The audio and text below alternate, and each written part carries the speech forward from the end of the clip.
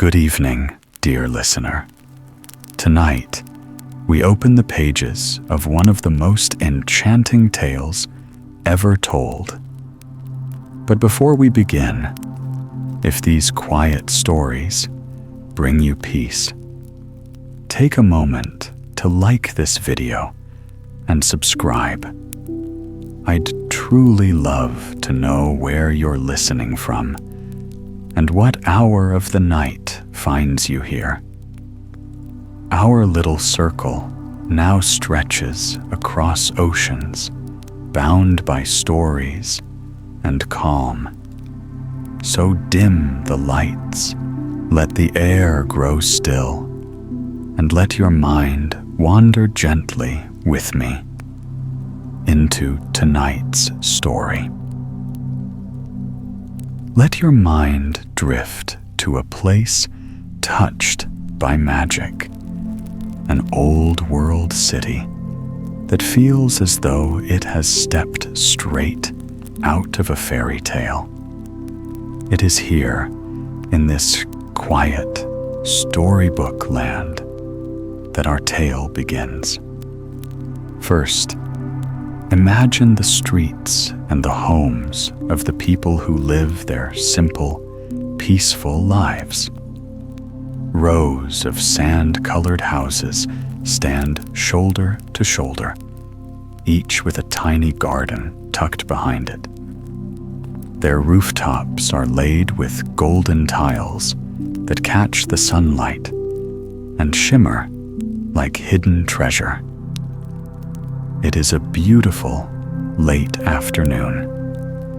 The sky is soft and blue, and the warm glow of the sun rests gently on the stone paths below. People wander along cobbled roads, unhurried and content. A kind-faced woman strolls with her little dog, trotting cheerfully at her side. Coming toward her is a small group of children, their books tucked under their arms after a long day at school. When they meet, the children wave brightly, stopping just long enough to pat the dog's fluffy head before skipping on their way. Elsewhere, a few townsfolk are still busy with their work, pushing wooden carts filled with all sorts of goods. One man sells flowers, and his cart overflows with color. Wherever he walks, the sweet scent of blossoms drifts behind him, soft, fragrant, and comforting, following him through the lanes where families are returning home, and all the way toward the high street where the town's loveliest shops stand in a welcoming row. At last, he reaches his own little storefront. The remaining flowers will be saved for tomorrow, all except for a small bundle of bright red roses that he sets aside for his wife. As he tidies up for the evening, he shares light-hearted conversation with the baker next door. She is preparing her horses and wooden cart for her final delivery of the day. 3 boxes filled with warm bread, soft pastries, sugared donuts, and other delightful sweets, all requested by the palace. Now she settles onto the cushioned bench behind her 2 magnificent chestnut horses. With a gentle pull of the reins, she sets off. The quiet clip-clop of hooves echoes softly through the peaceful streets as night begins to draw near. As she leaves the town behind, she hums a light-hearted tune, lifting a hand in greeting to the friendly faces she passes. With every turn of the wheels, the busy rows of little shops slip quietly into the distance, and the world around her opens into bright, breathing green. The countryside is wide and welcoming. Soft hills, scattered farmhouses, the occasional shepherd guiding a sleepy flock of sheep across the fields. Few people wander this far, and the peacefulness feels like a blessing. The air is wonderfully clean and grows even sweeter as the road curves gently upward into a forest of deep, cool shade. Apart from the steady rhythm of hooves and the soft creak of the cart, the only sounds are the whisper of leaves swaying in the breeze and birds calling softly as they return to their woodland nests. Eventually, the trees drift apart and the road straightens, revealing the royal palace rising proudly at the top of the hill. It looks exactly as a fairy tale castle should. Tall white walls glowing in the afternoon light, roofs tinted with the soft pink gray of early dusk, and a grand silver gate guarding the front. 2 guards stand on either side of it, dressed in immaculate uniforms of silver and purple. Their faces are serious only for a moment. As soon as they recognize the familiar baker, their expressions warm, and they lift their hands in cheerful greeting before opening the gate to let her through. Inside the walls, the horses follow a tidy path lined with the royal gardens. Flowers of every color bloom in gentle waves, and tall, graceful trees stretch toward the sky as though reaching for the last light of day. At the castle entrance, a white fountain sparkles, water flowing from the lips of a carved marble figure.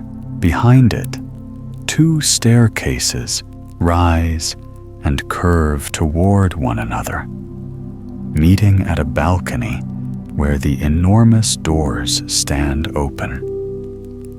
The baker brings her horses to a stop between the fountain and the steps, hopping lightly down to greet the waiting kitchen maids. Dressed in black, with crisp white aprons and lace caps hiding their hair, they brighten at the sight of her and her boxes of warm sweets. They give the horses friendly pats before lifting the boxes from the cart, waving as the baker gathers the reins again and begins her journey home. Evening is settling now, softening the light, lengthening the shadows. Though the baker and her horses are finished for the day, the palace kitchens are still alive with quiet purpose. The maids carry the baked goods inside, helping the cook unpack everything and add the final touches to the royal supper. Golden rolls glisten on silver trays, and steaming bowls of creamy soup wait beside them, the first course of a long and lovely meal. Gracefully, the staff carry the trays into the main hall, crossing a deep purple carpet toward the long marble table where the royal family is already seated beneath a row of tall arched windows. Here we find the prince, his mother the queen, and his father the king. The queen glimmers in ruby red velvet, and the king and prince wear elegant suits of silver and blue. Each of their crowns sparkle with gemstones in every color of the rainbow. The baker's golden rolls are a cherished favorite, and although it may not be the finest etiquette, all three of them happily dip their warm, buttered bread into their soup. Between bites, they talk softly, the quiet happenings of the day, gentle concerns of the kingdom, and before long, the familiar subject of marriage. The king and queen ask their son, as they so often do, whether he has found a suitable bride. And, as always, the prince sighs and admits that he has not. He has traveled far across the land, meeting many kind and graceful ladies, yet none have felt like the one. Seeing the shadow of disappointment in his eyes, the queen reaches across the table with a comforting smile. "Do not worry," she murmurs. "The right person always arrives when we least expect them." A moment after the queen's words fade into the warm air of the hall, a low, rolling thunder murmurs beyond the castle walls. Through the wide windows behind the long table, the royal family watches the sky darken into a tapestry of deep silver clouds. A single flash of soft, white lightning brightens the corridor, revealing, for just a breath, the quiet splendor of the grand hall. Then comes the rain, heavy, steady, comforting, falling against the thick stone walls and the earth below. For a family that has always loved a good storm, it is the perfect companion. Conversation grows gentle and sparse as they enjoy the next few courses of their meal. In the golden glow of candlelight, they savor each bite, listening to the tender roar of rain and wind swirling beyond the windows. Not far from the table, a great fire comes to life in the wide stone hearth, its golden flames stretching high and warm. The soft crackle of burning logs fills the hall, creating a peaceful duet with the storm outside. The contrast is blissful. Cold, wild weather beyond the walls, and inside, a cocoon of warmth and quiet delight. By the time dessert is served, a treacle sponge melting under a blanket of hot yellow custard, the storm has begun to ease. The thunder has grown distant. The lightning has slipped away. Rain now lands in a gentle, soothing patter, tapping at the rooftops and running down the windows in long, dreamy rivulets. The king, having finished his dessert, rises from the table. As he often does before bed, he walks to the window and gazes out at his vast, beautiful city. But tonight, his thoughts are interrupted by the soft, wet footsteps of a guardsman crossing the carpet and marble floor. The man bows and explains that a princess has arrived at the gates, seeking shelter from the storm. At once, the king asks that she be welcomed inside. When the young woman enters the hall, she is drenched from head to toe. Her hair hangs in tangled, wet curls, and raindrops slide from her cloak to the polished floor. She hardly looks like a princess at all, but her gratitude is sincere, and her manners are gentle and true. The family watches her with quiet curiosity as she dips warm rolls into her soup, pausing only to praise their flavor and to marvel at the beauty of the storm she has just escaped.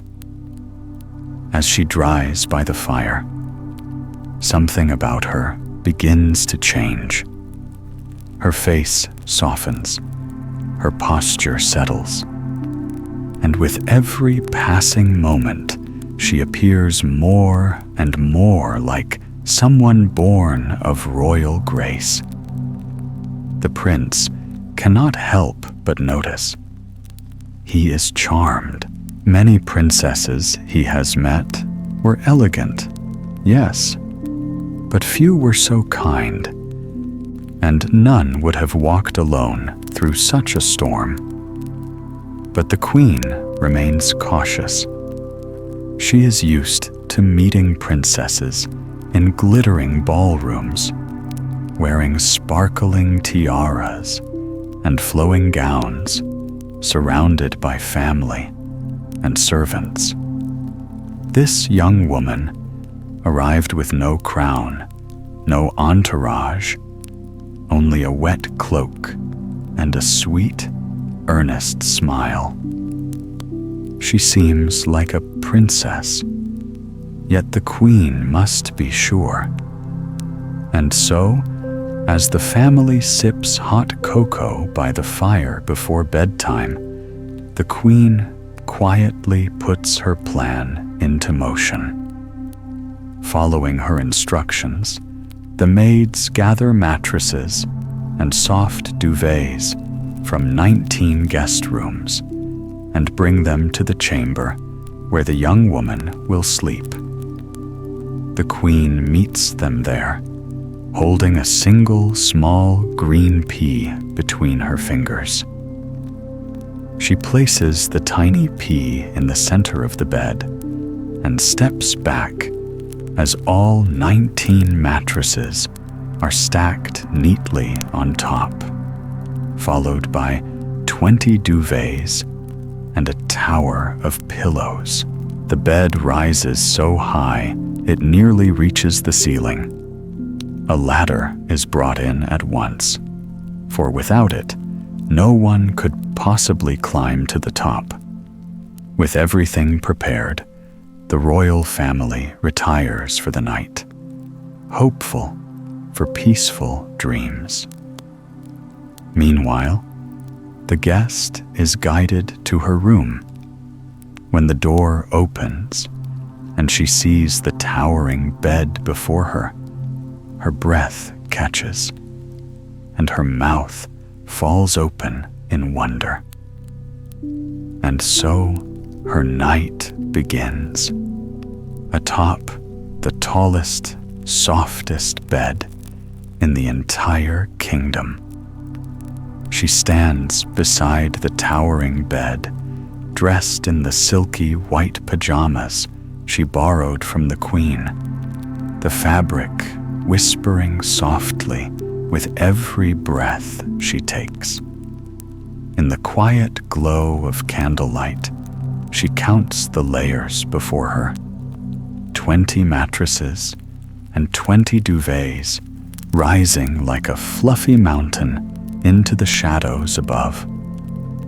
What a treat this will be, she murmurs, her voice floating like a sigh, With a sleepy smile, she ascends the little ladder, leaning against the side of the bed, step by careful step, until she reaches the very top. There, wrapped in warm blankets that smell faintly of lavender and fresh linen, she curls into a cozy nest and lets her eyes drift closed. But by morning, the magic has faded. She wakes from a night filled not with dreams, but with gentle discomforts, as soft and luxurious as the bed had been. She had tossed and turned again and again, waking each time to a strange pressure beneath her back, as though something small and unyielding lay hidden beneath all those layers. It had been, quite simply, far from restful. Even so, she is not a girl who lingers on complaints. She is determined to greet the new day with grace. So down the ladder she goes, shaking off her tiredness with a quiet resolve. A warm, inviting bath is drawn for her, so large it could almost be a tiny swimming pool. And as she slides into the bubble-flecked water, all her worries melt away. The bath is deliciously warm. She floats lazily among the soft clouds of soap, washing her skin with a velvet sponge and sweet-scented soaps that leave her glowing. Her hair is cleansed with a creamy pink shampoo that smells of strawberries picked under a summer sun. She hums a gentle song, letting her voice ripple across the surface of the water like sunlight. By the time she steps out and wraps herself in a thick, fluffy robe, her sleepless night feels distant, like a dream fading at dawn. When she returns to her room, she is delighted to find her outfit from the day before, washed, dried, pressed, and already hanging neatly on the wardrobe door. She dresses slowly, savoring the cool softness of the sea blue velvet as it glides across her skin. The gown reaches just above her feet, the color perfectly matching the serene blue of her eyes.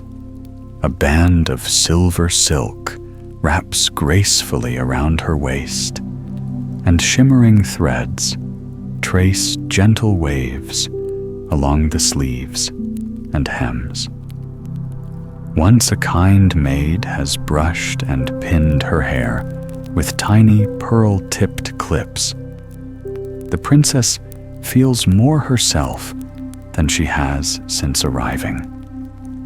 She looks radiant, refreshed, impossibly elegant.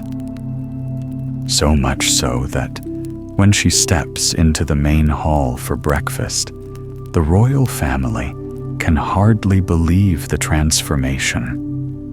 Her hair carries the sweet fragrance of soap and strawberries, drifting softly across the table like a delicate veil. Even the queen, stern, observant, always composed, raises an impressed eyebrow. But the queen has business beyond admiration. She needs to know whether her secret test has worked. So, as warm golden croissants are passed around the table, she gently asks the princess how she slept. The girl pauses, sipping her freshly squeezed orange juice as she searches for honest yet polite words.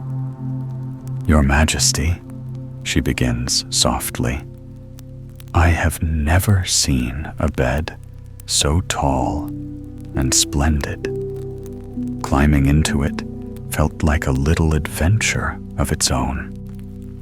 She hesitates, clears her throat, and adds with quiet sincerity, "But I must admit, I didn't sleep well. No matter how I lay, something hard seemed to press into me. I cannot imagine what it might have been." At once, the queen lets out a joyous, echoing laugh. The king joins her, his eyes twinkling, for he had known all along of his wife's clever plan. And with warm pride, the queen explains. It was a single, tiny green pea beneath all those mattresses and duvets, a test only a true princess could pass. Around the table, laughter blossoms like sunlight. The queen, still chuckling, apologizes for ever doubting her. The princess smiles and says lightly, "Perhaps I should wear my crown more often. But it's so terribly heavy. I save it for special moments." The king taps his own crown thoughtfully. "You're right, my dear," he says with a grin. "These things weigh far too much. I'm not sure why we wear them every morning. Habit, I suppose." And with a relieved chuckle, he lifts his golden, jewel-studded crown from his head and sets it down on the table. The queen and prince follow suit, each placing their crowns aside with the same liberating sigh. And so begins the first of many cheerful breakfasts shared by the four of them. Even without his mother's test, the prince had already known in his heart, this gentle, honest girl was truly a princess, his princess, and the one he was meant to love for the rest of his life. He had known it the night before, known it in the quiet way the heart sometimes whispers its truth. He saw it in the way her hair clung to her cheeks, still damp from the storm, and in the way she laughed softly as she dipped warm bread into her soup. He saw it in the sparkle of her eyes as she described the thunder rolling over the hills. And in that moment, he remembered his mother's words. "The right girl appears when you least expect her, carried in by fate as gently as a drifting feather." And just like that, he understood. The right girl had arrived. And so we reach the end of our little story, though for the young prince and the young princess, it is only the very first page of a much longer tale. In the months that follow, they will linger together in gardens scented with jasmine, wander the palace corridors at dusk, and speak of dreams and hopes in the warm glow of lantern light. Day by day, as the seasons slip quietly past them, their fondness will deepen, settling into something steady, tender, and true. Before long, the entire kingdom will sense it. These two hearts were meant to travel through life side by side. Eventually, they will marry in the great hall of the royal palace. The marble floor will be scattered with red roses, thousands of petals, all provided by the friendly florist we met earlier. Musicians will fill the air with soft, lilting melodies, and children will toss white blossoms that flutter like tiny snowflakes. Everyone in the city will attend, calling it the grandest celebration of the year. And at the center of the feast, towering far above the tables, will stand a magnificent wedding cake, so tall it seems to brush the chandeliers. The baker herself will design it, layer by careful layer, 20 tiers of cake and 20 more of shimmering icing, crafted in honor of that most peculiar and unforgettable bed that started it all. Guests will gasp, some giggling in disbelief, others wiping tears of delight as they marvel at its enormous size. And as for the famous pea, so small, so stubborn, so strangely significant, it will remain unsquished, untouched by the weight of dozens of mattresses and quilts. It will be granted a place of honor in the city's Royal Museum. There, it will rest forever on a cushion of deep purple velvet, glimmering softly under lantern light, waiting patiently for curious visitors to lean in close, smile, and whisper, "So this is the little pea that changed everything."